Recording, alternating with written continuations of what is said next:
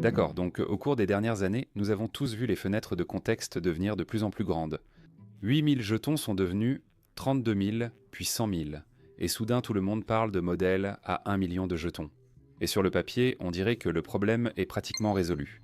Il suffit de tout mettre dans l'invite et de laisser le modèle s'en charger. Sauf que ce n'est pas comme ça que ça se passe en pratique. Les performances potrantes baissent, les réponses se brouillent, les coûts montent, puis le modèle perd le fil. Cette nouvelle idée n'est ni un modèle plus grand, ni une fenêtre plus large, ni une astuce de compression. C'est une approche totalement différente de ce qu'un modèle de langage devrait voir d'abord. Ce que le Massachusetts Institute of Technology et plus tard Prime Intellect proposent avec les modèles de langage récursif, ou modèle de langage récursif, c'est un changement de mentalité. Au lieu de forcer le modèle à avaler une énorme invite d'un seul coup, vous traitez cette invite comme un monde extérieur. Le modèle explore, inspecte certaines parties, écrit du code pour les analyser et sollicite même des versions réduites de lui-même pour aider. Cela semble abstrait au début, mais une fois que vous le décomposez, c'est étonnamment intuitif. Commençons par le problème qu'ils cherchent à résoudre. Même les meilleurs modèles de pointe aujourd'hui souffrent de ce que les chercheurs appellent désormais ouvertement la dégradation du contexte. À mesure que les entrées s'allongent, la qualité diminue et cette baisse est plus rapide. Lorsque la tâche est plus complexe, une tâche de recherche simple, comme trouver une phrase spécifique cachée quelque part dans un énorme document, s'adapte plutôt bien. Mais les tâches dépendant de nombreuses parties de l'entrée ou de leurs relations se dégradent vite.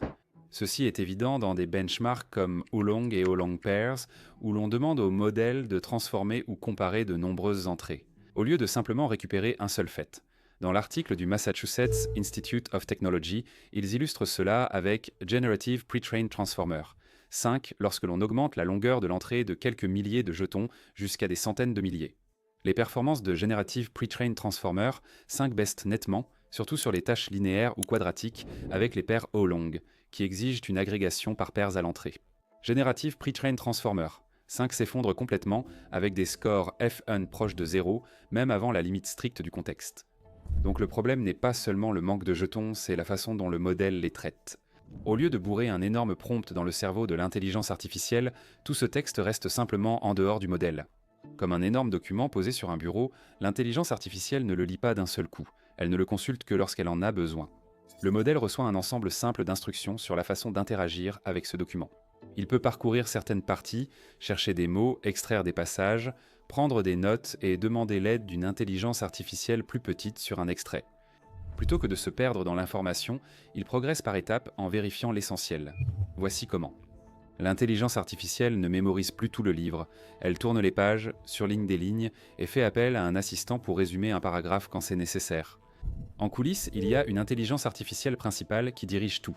Cette intelligence artificielle principale est connectée à un espace de travail où se trouve l'intégralité de l'entrée.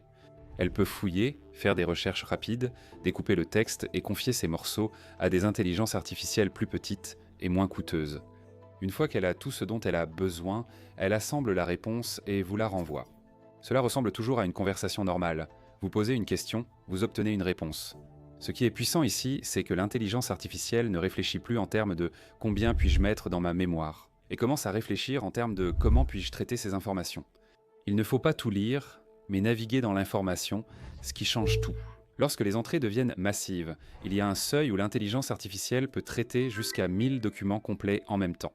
Cela fait des millions de mots, aucun modèle classique ne peut tout lire d'un coup. On en est loin. Avec cette configuration, l'intelligence artificielle ne le fait pas. Elle parcourt, recherche et zoome sur les parties importantes. Le reste reste en arrière-plan, intact. Voilà la vraie avancée ici. La taille de l'entrée n'est plus la principale limite. Désormais, en séquencement, c'est l'intelligence de l'intelligence artificielle à gérer l'information sur ce test de référence qui compte. Franchement, il est difficile d'ignorer les résultats. Associé à Generative Pre-trained Transformer, 5 modèles de langage récursif atteint plus de 91 de précision avec un coût moyen par question légèrement inférieur à 1. Pour mettre cela en perspective, l'approche traditionnelle où l'on force le modèle à tout lire directement coûterait entre 12 et près de 3 par requête, et ce, en supposant que le modèle puisse traiter autant de données. L'écart est encore plus marqué sur des tâches plus complexes. Avec CodeQA de Longbench V2 et Generative Pre-trained Transformer, 5 seuls, la précision est de 24. Si vous ajoutez un agent de synthèse par-dessus, ce chiffre passe à 4133, ce qui ressemble déjà à une nette amélioration. Mais avec une configuration modèle de langage récursif, la précision atteint 62. Ce qui est vraiment intéressant, c'est ce qui arrive quand on simplifie encore plus. Il y a une ablation où le modèle a accès à l'environnement Redeval Print Loop, mais sans aucun appel récursif du tout. Cette version atteint une précision de 66 supérieure au modèle de langage récursif complet ici, ce qui est un signal fort. Cela montre que le simple fait de déplacer le contexte de la tête du modèle vers un environnement externe fait déjà une énorme différence, même avant que la récursivité n'entre en jeu. Le modèle fonctionne tout simplement mieux lorsqu'il n'a pas à tout garder en mémoire en même temps. Regardez maintenant au long pairs et la tâche quadratique. C'est là que tout devient fou. Generative Pre-trained Transformer, 5 à lui seul, obtient un score F1 d'environ 0,04. C'est essentiellement inutile. Les agents de résumé restent peu proches de 0. Acte avec récupération atteint 24,67. Le modèle de langage récursif complet atteint 58,00 et la variante RePL seule, sans récursivité, atteint 43,93. Pour Ken 3 codé, un large modèle ouvert, les scores de base restent sous 0,1F1, mais le modèle de langage récursif complet atteint 23,11. Le Redeval Print Loop donne au modèle un endroit où placer tout ce contexte, afin qu'il ne soit pas surchargé. Les sous-appels récursifs lui permettent de raisonner sur ce contexte par morceaux gérables.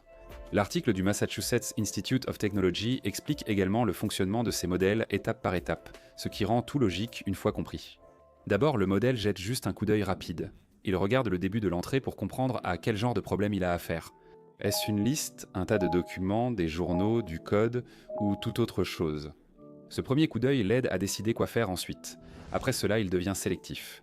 Au lieu de tout lire, il commence à chercher. Il repère des mots, des motifs ou des lignes qui semblent pertinents et ignore le reste. Donc le modèle réduit déjà le problème sans réellement tout charger dans sa tête. Quand ça se complique, il cesse de gérer toutes les données à la fois. Il divise la grande entrée en morceaux plus petits, comme des lignes individuelles ou des documents. Chaque morceau est traité séparément, parfois par de plus petits assistants. Le modèle principal contrôle, collecte les éléments utiles et les fusionne en une réponse unique. Aujourd'hui, si la réponse finale est très longue, les modèles de langage récursif emploient une autre astuce simple. Ils n'essaient pas d'écrire tout d'un seul coup. Ils la construisent morceau par morceau en sauvegardant les parties au fur et à mesure, puis ils assemblent tout à la fin. Ils contournent les limites habituelles de sortie en assemblant, sans parler sans arrêt.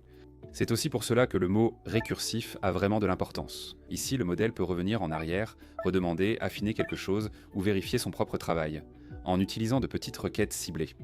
Parfois, cela permet d'éviter des erreurs qui se produiraient normalement lorsque trop d'informations sont mélangées. Parfois, cela implique simplement plus de travail et un coût accru, ce que l'article reconnaît. Certaines exécutions sont rapides, d'autres traînent à tout revérifier et coûtent plus cher. L'essentiel est que le modèle ait maintenant un moyen de traiter l'information plutôt que d'en être submergé. Cela nous amène au coût et à l'efficacité. En moyenne, les modèles de langage récursif sont étonnamment compétitifs. Souvent, l'exécution médiane d'un modèle de langage récursif coûte moins cher qu'un modèle de base unique. Appelez cela une tentative de tout gérer directement, mais la variance est élevée. Certaines exécutions sont peu coûteuses et efficaces, d'autres errent longtemps, effectuent de nombreux sous-appels et deviennent coûteuses. Les auteurs soulignent que toute leur implémentation utilise des appels synchrones bloquants. Pas de parallélisme, ni de politique pour décider quand s'arrêter. Beaucoup d'opportunités faciles ici, c'est là qu'intervient Prime Intellect. Ils ont repris le plan du Massachusetts Institute of Technology pour créer le système concret RLMNV, mis en place de façon très réfléchie. L'intelligence artificielle principale décide uniquement via un espace de travail simple, sans web, outils volumineux, ni données désordonnées en mémoire. Les tâches lourdes, comme la recherche au web ou l'accès aux fichiers, sont confiées en ce moment à des assistants plus petits. Le modèle principal se concentre sur la réflexion, non sur la recherche. Ils lui permettent aussi d'envoyer plusieurs petites tâches simultanément grâce au traitement par l'OLLM. Au lieu de tout faire successivement, il peut gérer plus vite en divisant et traitant les tâches. Il existe aussi une règle stricte. Le modèle doit écrire clairement sa réponse finale à un endroit précis et l'indiquer comme terminée. Aucune pensée inachevée, aucune digression. Cette séparation s'avère vraiment importante. Les gros blocs de texte ne sont jamais chargés en mémoire principale du modèle, ils restent en dehors, dans l'environnement. Le modèle principal ne voit que de courts résumés, des notes et des résultats intermédiaires. Cela garde tout gérable et évite que le système s'étouffe avec ses entrées. Prime Intellect a testé cette configuration dans plusieurs scénarios très différents. L'un d'eux, Deep Dive, concerne entièrement la recherche sur le web, avec des pages extrêmement longues et encombrées. Un autre MathPython se concentre sur des problèmes de mathématiques difficiles, de type compétition, en utilisant un environnement de codage. Ils ont aussi réutilisé Along et ajouté la copie verbatim, testant si le système peut reproduire des données complexes comme JavaScript, Object Notation, Comma Separated Values ou code mixte. Exactement. Pour ces modèles comme Generative Pre-trained Transformer, 5 mini et Prime, l'Intellect 3 MOE d'Intellect est devenu bien plus fiable après leur intégration dans la structure modèle de langage récursif. Un autre point intéressant apparaît. Generative Pre-trained Transformer, 5 et Cont 3 codés, s'améliorent tous deux en tant que modèle de langage récursif, mais leur comportement diffère. Sur BrowseComp, le modèle de langage récursif avec Generative Pre-trained Transformer, 5 approche la performance du modèle de langage récursif avec Cont 3. Codé, en revanche, peine sur la moitié des tâches. C'est fou, l'invite système est presque la même, seul un avertissement supplémentaire pour Cont 3 codé de limiter les appels d'assistance change. Ce détail provoque un comportement très différent. Generative Pre-trained Transformer, 5 est prudent et sélectif, alors que Cont 3 Coder agit plus agressivement et divise tout ligne par ligne, surtout pour les tâches O-long. Même structure, mais des instincts différents, ce qui montre un point clé, les modèles de langage récursif doivent fonctionner avec tout modèle, ce qui est vrai en théorie. En pratique, leur performance dépend surtout de la capacité du modèle de base à bien décider. Pour l'instant, ces modèles n'ont pas été spécifiquement entraînés pour ce type de prise de décision, ils improvisent au fur et à mesure. Les auteurs reconnaissent les limites. Les modèles de langage réflexif actuels n'atteignent qu'un niveau de profondeur. Les appels d'assistance sont juste des modèles de langage classiques, pas réflexifs. Tout fonctionne en séquence sans parallélisme, renforcement, apprentissage ni guidage pour savoir quand diviser, s'arrêter ou combien de vérifications suffisent. Le modèle réfléchit parfois trop, vérifie sans cesse la même réponse, épuise le budget et se trompe quand même. C'est aussi là l'avantage. L'article affirme que ces exécutions de modèles de langage récursif représentent un nouveau type de traces de raisonnement et que ces traces peuvent être entraînées. En associant cette structure à l'apprentissage par renforcement, les modèles pourraient apprendre à explorer efficacement de grandes entrées, à déterminer la profondeur de récursion et le moment d'arrêter. De meilleurs modèles et de meilleurs systèmes s'empileraient les uns sur les autres pendant longtemps. L'amélioration consistait à entraîner des modèles plus grands avec plus de données et de puissance.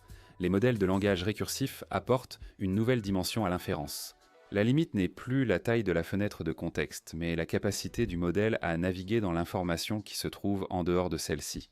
Cela s'inspire en partie des idées de l'informatique classique. Les algorithmes hors cœur gèrent de grands ensembles de données trop volumineux pour la mémoire, tout comme les modèles de langage récursif pour les modèles de langage. Une petite mémoire de travail rapide, combinée à un accès symbolique à un immense stockage externe. Les résultats y sont déjà notables avec la gestion de 10 millions de jetons, résoudre des tâches qui mettent complètement en échec les modèles de pointe, en le faisant à un coût comparable ou inférieur, tout cela sans changer l'architecture du modèle sous-jacent. Alors, quand on demande si des agents pourront gérer d'immenses bases de code, des graphes de connaissances d'entreprise ou des mois de journaux sans oublier de détails cruciaux, c'est l'une des réponses les plus concrètes jusqu'à présent. Donc, la taille de la fenêtre de contexte n'a-t-elle plus d'importance ? Partagez vos avis en commentaire et dites-moi si cela vous a aidé à comprendre les vrais changements. Likez et abonnez-vous pour plus d'analyses et merci d'avoir regardé.